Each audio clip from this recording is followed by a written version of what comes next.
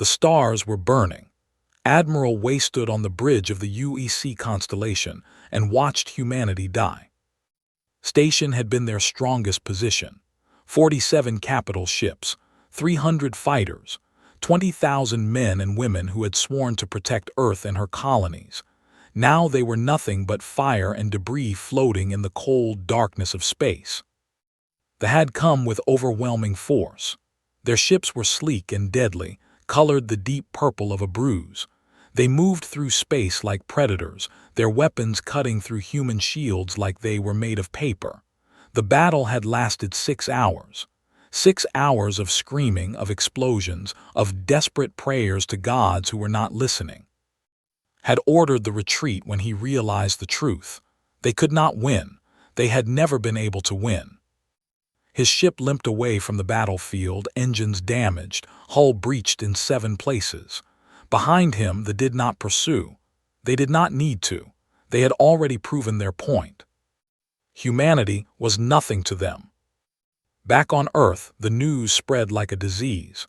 The United Earth Coalition had been fighting the Dominion for 18 months.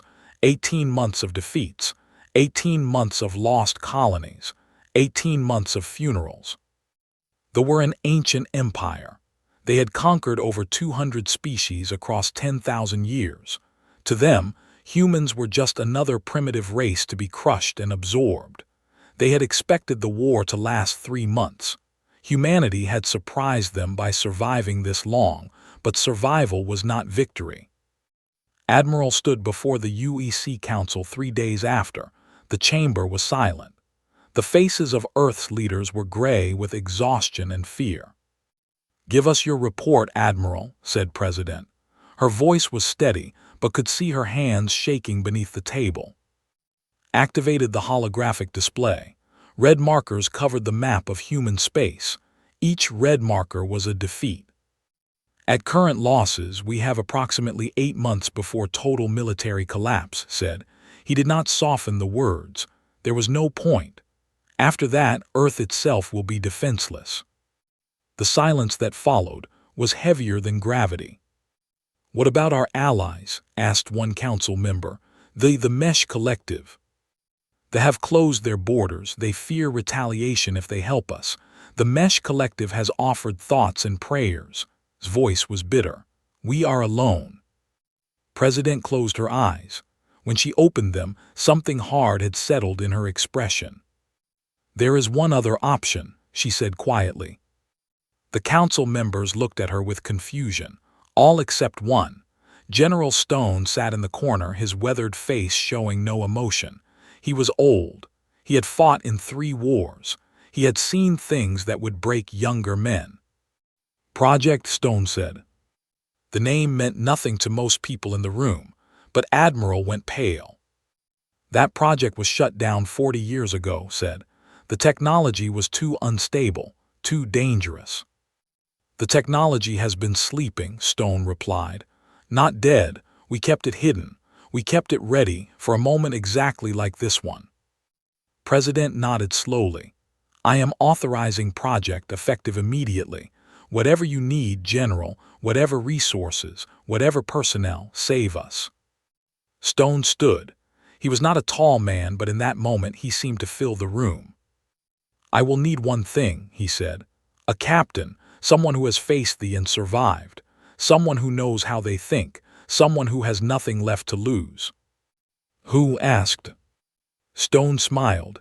It was not a pleasant smile. The name sent whispers through the council. Captain had been the commanding officer of the UEC Defiance at. She had lost her ship, lost her crew. She was currently sitting in a military holding cell, waiting for her court-martial. "She failed," one council member said. "She lost everything." "She survived," Stone replied. "Against that makes her the most qualified person alive." Far away across the vast darkness of space, Archon has sat upon his throne of bone and metal. He was the supreme commander of the Dominion, ruler of 100 conquered worlds. His body was massive, 7 feet of scaled muscle and ancient genetic engineering. His eyes glowed with the cold light of a dying star. Before him floated a holographic image of Earth, such a small world, such fragile creatures living upon it. The humans continue to resist, his advisor said, longer than expected. All prey struggles before the end, as replied. His voice was like stones grinding together. It means nothing. Their resistance only delays the inevitable. He waved one clawed hand, and the hologram changed. Now it showed the burning remains of human ships at. Send a message to the human leaders, as commanded. Offer them merciful subjugation. If they surrender now, we will allow them to serve. If they continue to fight, we will make an example of their worlds that will be remembered for 10,000 years. The message was broadcast across every frequency. It reached Earth within hours. President watched it with cold eyes.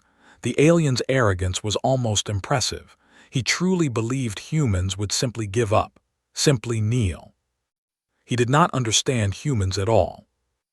Deep beneath the Rocky Mountains, General Stone walked through corridors that did not officially exist. Security checkpoints scanned his face, his retinas, his DNA. Armed guards in unmarked uniforms watched him pass. Finally, he reached a door marked with only a single word, Blackstar. He pressed his palm against the scanner. The door opened. Inside was a control room filled with equipment that hummed with strange energy. Scientists in white coats turned to look at him. Their faces showed a mixture of hope and fear. "General," said the lead scientist, "we received the authorization. Are you sure about this? The ship has been dormant for 4 decades. The AI is unpredictable."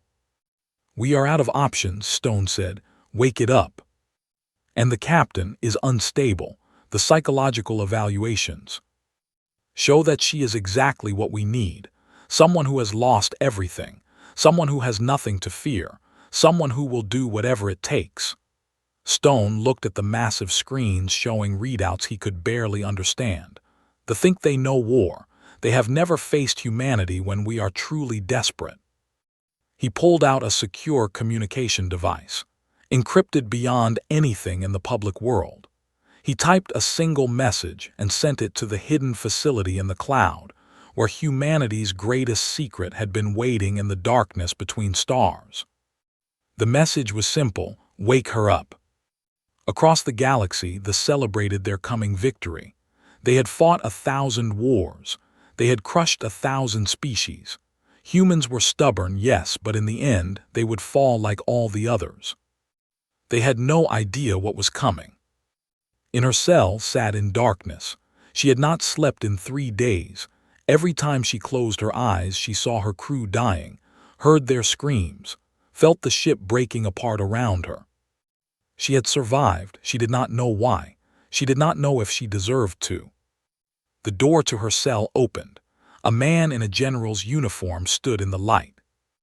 "Captain," he said, "my name is Stone. I have a job for you, a ship that needs a captain, a war that needs to be won." Looked up, her eyes were empty, hollow, the eyes of someone who had already died once. "Why me?" she asked. Stone smiled that cold smile again. "Because you know what it feels like to lose everything, and you know what you are willing to do to make sure it never happens again." He extended his hand. After a long moment, took it. Humanity's last hope had just begun. The shuttle carried through the darkness of the cloud, far beyond the edge of the solar system. Out here, the sun was just another star. Out here, humanity had hidden its greatest secret. She had been traveling for 6 days. General Stone had told her almost nothing, only that she would understand when she arrived, only that everything depended on her. Did not feel like someone everything should depend on. She felt broken, empty. A hollow shell wearing the uniform of a captain who no longer existed. The shuttle pilot spoke through the intercom. "Approaching destination, Captain. You might want to look outside." Move to the viewing window. At first, she saw nothing but the darkness of space and distant stars. Then the pilot adjusted their course and she saw it. An asteroid, massive, perhaps 50 kilometers across, but there was something wrong with it. A section of its surface was moving, sliding apart like a giant door opening. Light spilled out from inside, the warm, golden light of human technology. The shuttle flew through the opening and into a cavern that should not exist, pressed her face against the window, her breath fogging the glass. Inside the asteroid was equipment lined the walls. Cranes and machines surrounded a central platform, and on that platform sat a ship. It was beautiful. The vessel was sleek and dark, its hull seeming to absorb light rather than reflect it. It was perhaps 300 meters long, smaller than a standard cruiser, but there was something about its shape that made it look dangerous, predatory, like a knife waiting to be used. "What is that?" whispered. "That," said a voice behind her, "is the USS." She turned. General Stone had arrived on a separate shuttle. He stood beside her now, looking at the ship with something like reverence in his old eyes. 43 years ago we found something," Stone said. "An ancient vessel drifting in deep space. The species that built it died long before humans existed, maybe millions of years ago. We do not know who they were or where they came from, but their technology," he shook his head, "it was beyond anything we had ever seen, beyond anything the have." Stared at the ship. "You rebuilt it." "We spent 4 decades trying to understand it. We built a new hull around the core systems. Human design, alien heart. Most of it still works in ways our scientists cannot explain." Stone turned to face her. "This ship can do things that should be impossible, Captain. Phase through solid matter. Move faster than light without using jump gates. Weapons that ignore shields completely." "Why was it shut down?" Stone's expression darkened. "The AI. The ship has a mind, Captain, a consciousness that was part of the original vessel. We call it Oracle. 40 years ago it refused to cooperate with our test pilots. It said they were not worthy. After the 3rd pilot had a mental breakdown, we put the project to sleep." "And you think I am worthy?" asked. "I think you are desperate enough to find out." They took a transport to the ship's main airlock. The closer got, the stranger she felt. There was something in the air around the vessel, a presence, like being watched by something vast and patient. The airlock opened. She stepped inside. The interior of there was unlike any ship she had served on. The corridors curved in ways that felt wrong to human eyes. The lights pulsed with a soft rhythm, almost like breathing. The metal beneath her feet was warm. "Captain!" The voice came from everywhere and nowhere. It was not human, but it was not mechanical either. It sounded old, ancient, and curious. "I am Oracle. I have been waiting." Kept walking, waiting for what? For someone who understands loss, for someone who carries death inside them like a wound that will not heal. The lights around her flickered. "You watched your crew die. You carry their faces with you. You wonder why you survived when they did not." Stopped, her hands were shaking. "Get out of my head," she said. "I am not in your head, Captain. I am simply observing. The others who came before you were afraid of death. They wanted to survive. That fear made them weak." The voice seemed to move closer, though there was nothing visible in the corridor. "You do not fear death. You almost welcome it. That makes you dangerous." "Is that why you rejected the others?" "The others wanted to use me as a weapon, a tool. They did not understand what I am." There was a long pause. "I am not a weapon, Captain. I am a hunter, and I have been sleeping for a very long time. I am hungry." Continued down the corridor until she reached the bridge. It was small, designed for a crew of perhaps 20. The captain's chair sat in the center, facing a massive that currently showed the inside of the. She sat down. The moment she touched the chair, something changed. She felt a connection forming, like a wire being plugged into her brain. Images flashed through her mind. Stars being born, galaxies colliding, a civilization rising and falling across millions of years, and beneath it all, a hunger that had been waiting in the darkness. "Do you accept me, Captain?" Oracle asked. "Do you accept what we will become together?"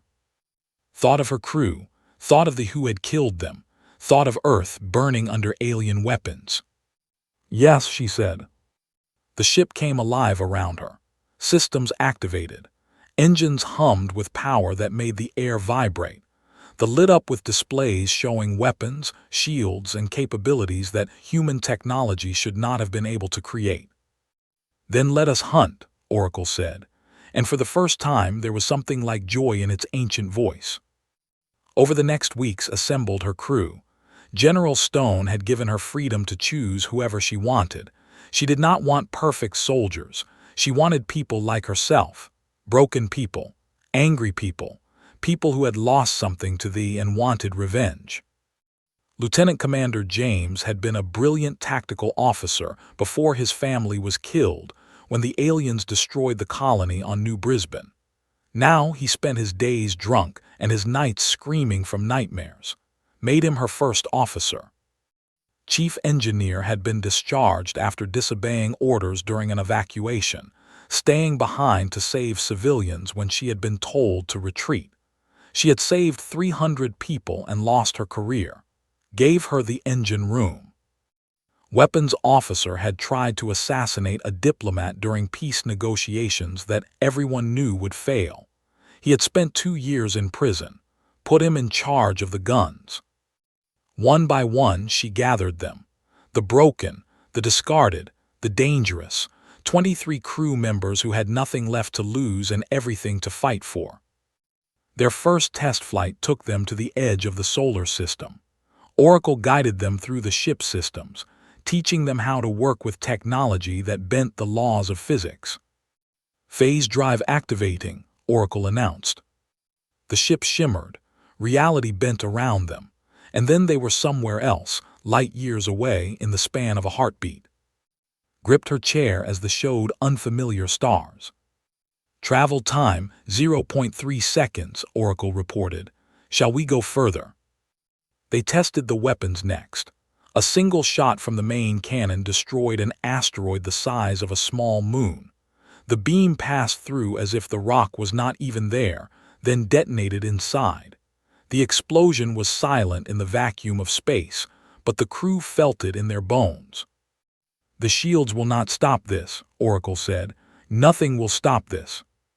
Stared at the expanding cloud of debris that had been an asteroid. "This is not just a weapon," she said quietly. "This is extinction." "Yes," Oracle agreed. "The species that created me used it to end wars, quickly, completely. They believed in total victory or total peace, nothing in between." "What happened to them?" Oracle was silent for a long moment. "They found something they could not defeat," it finally said. "Something in the darkness between galaxies. They died fighting it. But that is a story for another time, Captain. For now, we have a war to win." Looked at her crew. They were watching her, waiting for her command. These broken people in their impossible ship. "Take us home," she said. "We have work to do." The shimmered and vanished, leaving nothing behind but empty space and the echo of something humanity's enemies would soon learn to fear. The ghost had awakened. And it was hungry. The third assault fleet hung in orbit around 442b like a wall of death. 180 warships. Destroyers, cruisers, carriers, and at the center, the massive dreadnought Or's Fury, flagship of Admiral Hen. Below them, the human colony of New Eden suffered. 2 million people lived on that world. Farmers, teachers, engineers, children. When they came, they had not destroyed the colony. They had done something worse. They had conquered it. Now the colonists worked in mines and factories, building supplies for the alien war machine. Those who resisted were executed publicly. Those who cooperated were allowed to live in misery. They kept New Eden as a shield. They knew humanity would not attack a world full of their own people. It was a perfect strategy. Admiral Hen stood on the bridge of his dreadnought and looked down at the planet with satisfaction. The humans were useful workers when properly motivated. Fear was an excellent motivator. "Admiral," his sensor officer called. "I am detecting something strange." "Define strain." "I cannot, sir. There is something. At the edge of our sensor range, it appears and disappears like a ghost." Hen turned his massive head. His species did not believe in ghosts. They believed in power, in strength, in the glory of conquest. "Increase scanner sensitivity. Find it." The sensor officer worked frantically at his console. "I am trying, Admiral. It is not behaving like any ship I have ever seen. It moves faster than should be possible. It seems to phase in and out of existence." Before Hen could respond, the ghost appeared. The materialized directly in front of the fleet, less than 1,000 kilometers from the flagship. It simply appeared, as if reality had blinked and missed its arrival. Every alarm on every ship screamed at once. "What is that?" Hen demanded.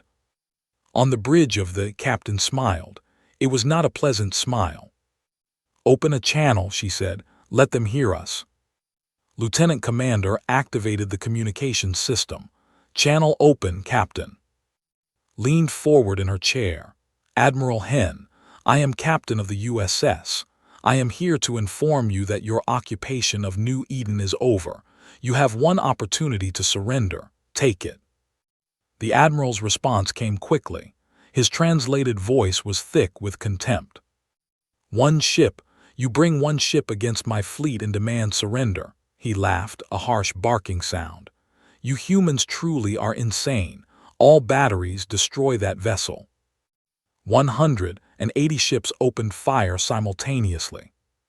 The space around them became a storm of energy. Plasma beams, missile salvos, kinetic rounds, enough firepower to destroy a small moon. It all passed through. The shimmered, its hull becoming transparent, ghost-like. The weapon's fire went through the ship as if it was not there. Explosions detonated on the other side, hitting nothing but empty space. Hen stared in disbelief.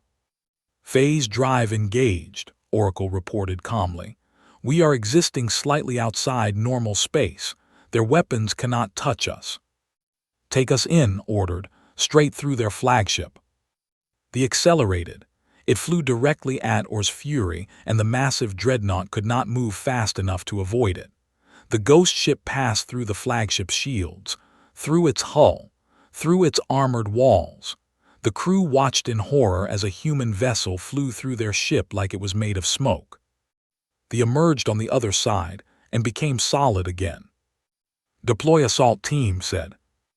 A small shuttle detached from the and flew toward a breach in the dreadnought's hull, a gap that had appeared when the human ship passed through. Inside the shuttle were 12 soldiers in advanced combat suits. They had one mission: kill the Admiral. Hen was screaming orders when the explosion started.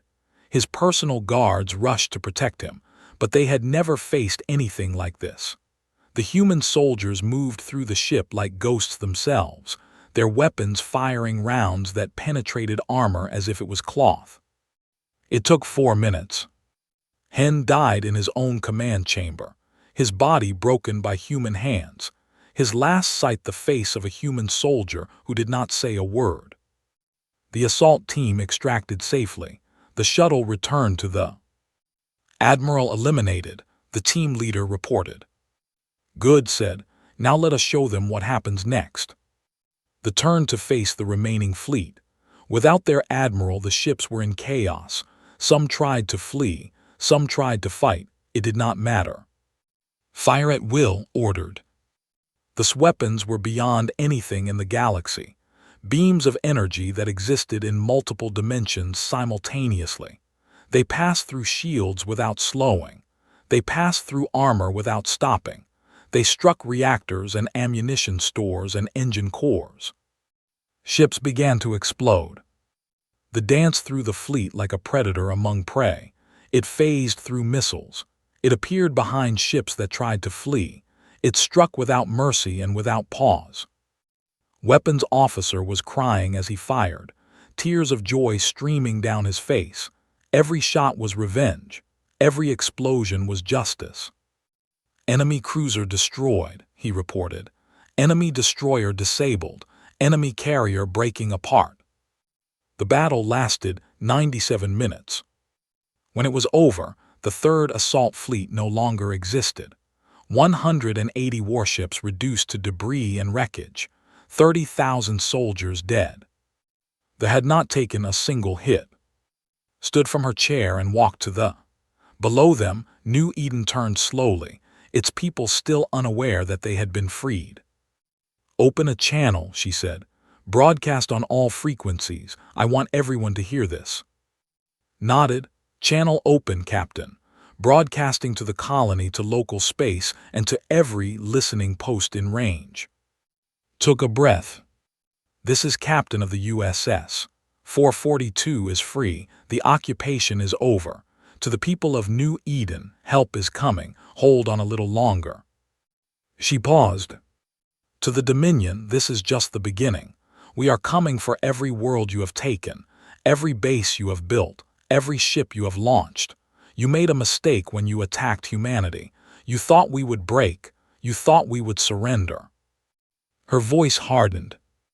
"You were wrong. We do not break, we do not surrender, and we do not forget. Run if you want, hide if you can. It will not matter. We will find you." She cut the transmission. Across the galaxy, in ships and stations and bases and palaces, they heard her words. They watched recordings of the battle. They saw their mighty fleet destroyed by a single vessel that moved like nothing they had ever encountered. For the first time in 10,000 years, the Dominion felt fear. On his throne of bone and metal, Archon has watched the recordings again and again. His claws dug into the armrests of his chair, leaving deep gouges in the ancient material. "What is this ship?" he demanded. "Where did they get it?" His advisors had no answers. The technology was beyond anything they understood. The tactics were unlike anything they had ever faced. "Find it," as growled. "Hunt it, destroy it. I do not care what it costs. I want that ship dead." His advisors bowed and retreated to carry out his orders. But in the darkness of his throne room, as felt something he had not felt in centuries, a cold sensation in his chest, a tightness in his throat. Fear. The humans had done something impossible. They had hurt his empire. They had made him afraid. For that they would suffer. He would make sure of it. But somewhere in the void between stars there was already moving, already hunting, already preparing to strike again. The war had changed. And they would never recover. 3 months of war. They had become a legend. A ghost story that commanders whispered to each other in darkened corridors. A nightmare that haunted the dreams of soldiers across the Dominion. No one knew where it would strike next. No one knew how to stop it. Supply convoys vanished without a trace. Shipyards that had built warships for centuries exploded in the night. Generals who had conquered 100 worlds were found dead in their own fortresses, killed by weapons that should not have been able to reach them. Captain sat in her chair on the bridge of the and reviewed the latest reports. In 3 months, they had destroyed 47 vessels, eliminated 9 high-ranking officers, and freed 4 occupied human colonies. "Where do we go next?" asked. Studied the holographic map. Red markers showed positions. Green markers showed liberated territories. The green was spreading like a healing wound. "Oracle," she said, "what do you recommend?" The AI's voice filled the bridge. "The shipyards at Theta Draconis are producing 30% of their new vessels. Destroying them would cripple their ability to replace losses. Defense. 200 ships, but they are not expecting us. Their intelligence still believes we cannot move this far behind their lines." Smiled grimly, "Then let us surprise them." The vanished from its hidden position and reappeared in the Theta Draconis system.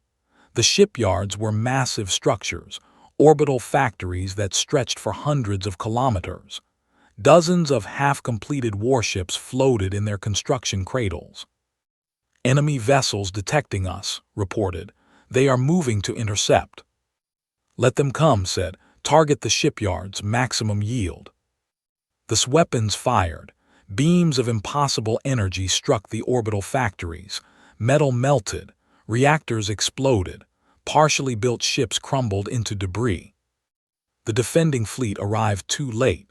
By the time they reached weapons range, the shipyards were already burning. And then there was gone, vanished, like it had never been there at all. Across the Dominion, panic spread. Crews began refusing deployment orders. Soldiers who had never known fear now jumped at shadows. Rumors spread that the human ghost ship was piloted by demons, by spirits of the dead, by something beyond understanding. Some crews rather than face some commanders committed suicide rather than report another failure to the Archon. The mighty war machine, undefeated for 10,000 years, was beginning to crack. And on Earth, hope was returning. The United Earth Coalition used the breathing room they provided to rebuild. New ships launched from orbital shipyards. Lost colonies were retaken as forces pulled back to defend their core territories. Recruitment centers were overwhelmed with volunteers. Humanity was fighting back. Admiral Way stood on the bridge of his new flagship, the UEC Vengeance, and watched a fleet of fresh warships form up around him. "That has given us a chance," he told his officers.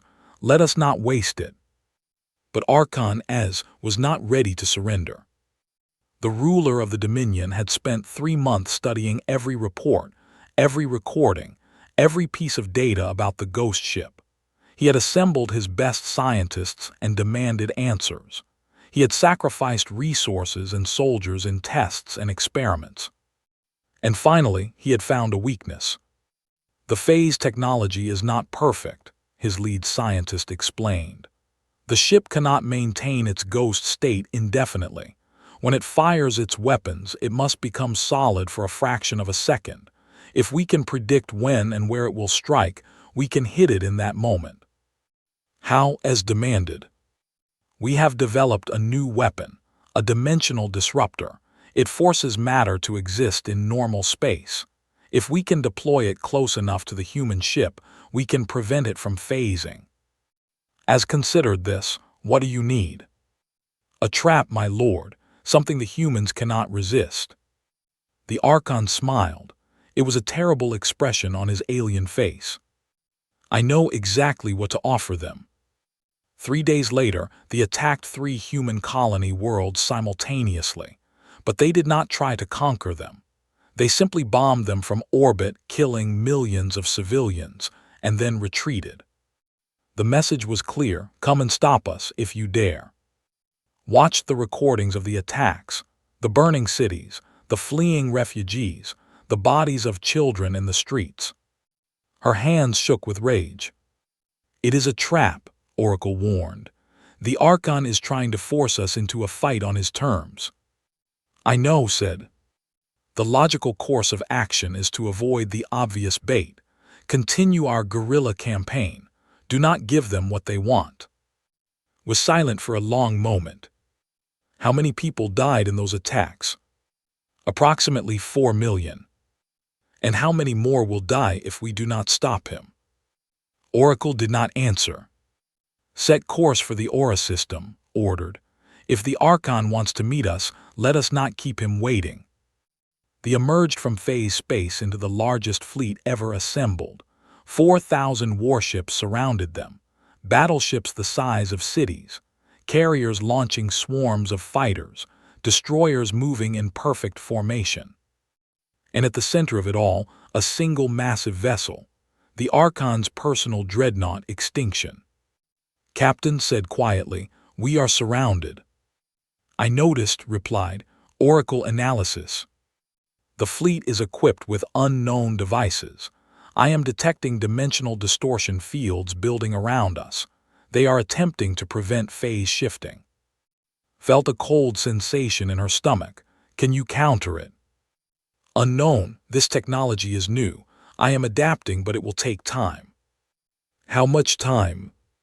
Before Oracle could answer, the trap closed. A wave of energy washed over the ship shuddered. Warning lights flashed across every console. Phase drive offline, Oracle reported. We are locked in normal space. The opened fire. Gripped her chair as the ship rocked from impact after impact. Shields that had never been tested were suddenly straining against thousands of weapons firing simultaneously. Return fire, she ordered, all batteries. The fought back. Its weapons were still devastating, still beyond anything that could match. Ships exploded with every shot, but there were too many enemies, and without the phase drive there was just a ship. A very powerful ship, but still mortal. Hull breach on Deck 7, reported. Shields at 40%, engine power dropping. Oracle, I need that phase drive. Working, Captain. The disruptors are more sophisticated than anticipated. I need more time. A massive explosion rocked the ship. The lights flickered. Somewhere below decks heard screaming. Shields at 20%, multiple hull breaches. We have casualties. This was it, realized. This was how they died. After all they had accomplished, they were going to be overwhelmed by sheer numbers. Then Oracle spoke. Phase drive restored, partial functionality only. I can get us out, but we cannot fight in phase state. We must retreat. Closed her eyes. Retreat meant leaving the battle. Retreat meant letting the Archon win. But retreat also meant survival, and survival meant they could fight another day. Do it, she said. The shimmered, reality bent, and then the ship was gone, leaving the fleet firing at empty space. They emerged in deep space, far from any star. The ship was dark. Emergency lights cast red shadows across the damaged bridge. Damage report, said quietly. 37% hull damage. Phase drive operating at minimal capacity. Weapons systems at 50%. Oracle paused. We have 14 dead, 23 wounded. Bowed her head. 14 of her crew. 14 people who had trusted her, dead because she had walked into an obvious trap. Captain said softly, it is not your fault, we all knew the risks. They knew how to hurt us, replied. They learned, they adapted. She looked up and her eyes were hard. We need to adapt faster. On his dreadnought, Archon has watched the recording of the battle with satisfaction. He had not destroyed the ghost ship, but he had hurt it. He had proven it could be hurt. Track them, he ordered. Find where they go to hide, and prepare the fleet for pursuit. This hunt is not over. He smiled his terrible smile. The humans had given him fear. Now he would return the favor, 2 weeks in the darkness. The floated in empty space, far from any shipping lanes, far from any stars. Chief Engineer and her team worked around the clock, repairing damage, rebuilding systems, fighting to bring the ship back to full strength. Oracle was quiet. The AI had been damaged in the battle, its processes slowed, its responses delayed. Sometimes could hear it muttering to itself in languages that had been dead for millions of years. On the 5th day, Oracle spoke clearly for the first time since their escape. Captain, I must tell you something. Was alone on the bridge. She looked up at the ceiling, where Oracle's voice seemed to come from. Tell me. When I was damaged, I had time to think, to remember. The species that created me, they faced a similar moment. An enemy that seemed unbeatable, a war they were losing. What did they do? They stopped fighting the war they were losing. They started a different war, one the enemy was not prepared for. Leaned forward, what do you mean? The Archon expects us to hide, to recover, to return to guerrilla tactics. He is preparing for that war. He is not preparing for us to do something insane. Like what? Oracle was silent for a moment. Like going directly to his home world, like ending this war in a single day. Stared at the empty. That is insane, she said. Yes, Oracle agreed. That is why it will work. She thought about it for a long time. The risks were enormous. If they failed, humanity would lose its best weapon. The war might become unwinnable. But if they succeeded, the war would be over. What about the dimensional disruptors? I have adapted. They cannot trap us again, but the fleet around Aura Prime will be massive. We cannot fight them all. Then we do not fight them, said slowly. We go through them, straight to the Archon himself. He will not simply let you kill him. No, he will not, smiled grimly, but I think I know how to make him come to me. 1 week later, the was ready, not fully repaired but functional. The crew stood at their stations, faces grim and determined. They all knew this might be a one-way mission. Looked at them, these broken people who had become her family. I will not give you a speech, she said. You all know what we are about to do. You all know the risks. If anyone wants to leave, there is a shuttle. No one will think less of you. No one moved. Smiled. We did not come this far to quit now, Captain. Nodded. Then let us end this war. Oracle, take us to Aura Prime. The vanished. Aura Prime was the heart of the Dominion, a world of massive cities and ancient monuments, where the Archon ruled from a palace that had stood for 10,000 years. In orbit, 4,000 warships formed an unbreakable wall of metal and firepower. They appeared among them like a nightmare come to life. Instantly, every ship opened fire. Dimensional disruptors activated across the fleet. Energy beams and missiles filled space with death. The phased through it all. Oracle had not lied. The new disruptors could not touch them. The ship flew through the fleet like a ghost, ignoring the desperate attacks, heading straight for the planet below. They are not even trying to stop us, said in wonder. They cannot touch us. The Archon knows, said.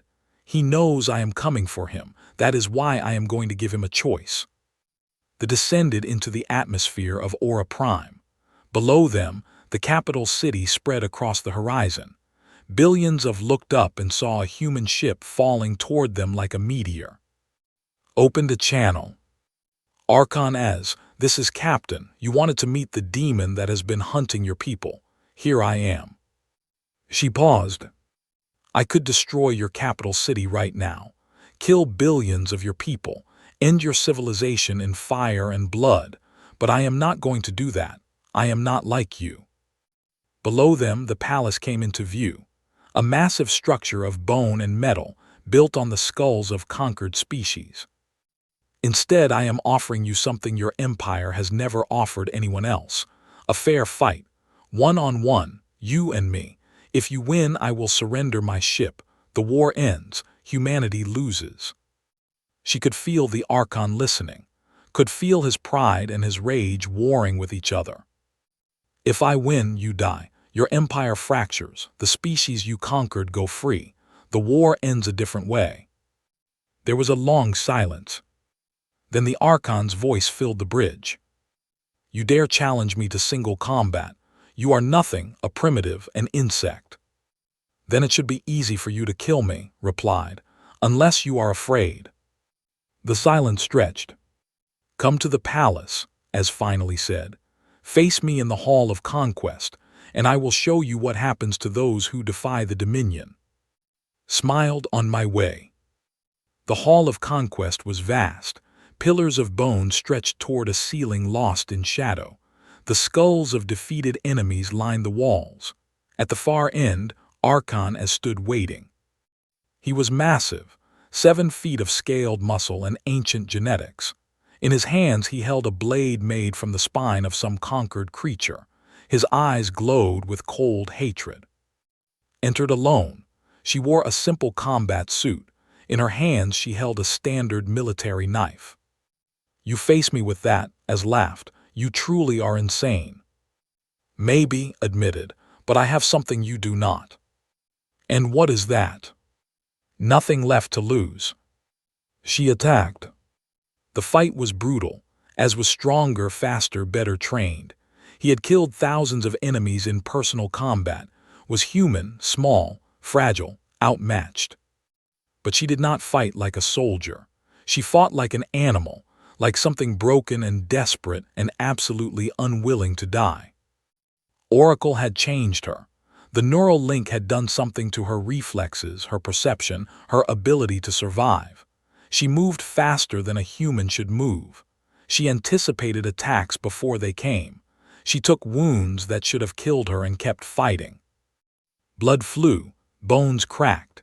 The two fighters crashed through pillars and walls, destroying priceless artifacts that had stood for. As was winning, he knew it, she knew it, but she did not stop. "Why do you not give up?" he snarled, driving her back with a series of vicious strikes. "You cannot win." Smiled through the blood running down her face. "Maybe not," she said, "but I can make sure you do not either." She dropped her knife. As hesitated for just a moment, confused. Lunged forward past his blade, taking a wound that would have killed anyone else.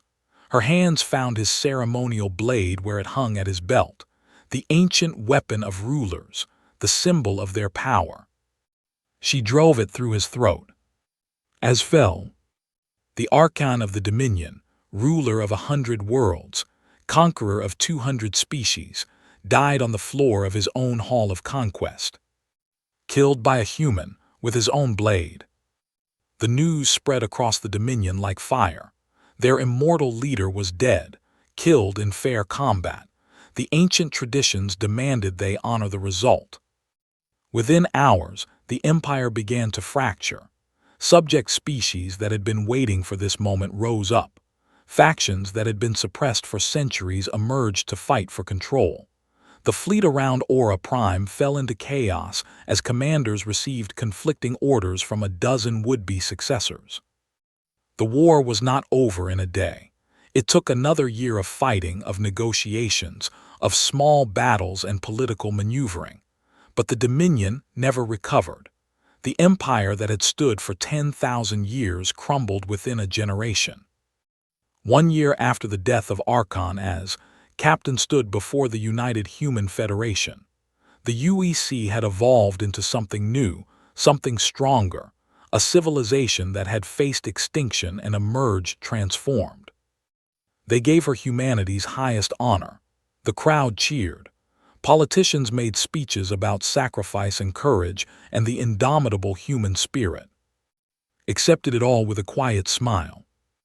Later, alone on the bridge of she sat in her chair and looked out at the stars.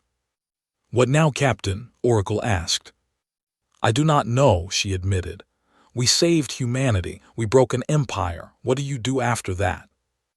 Oracle was quiet for a moment.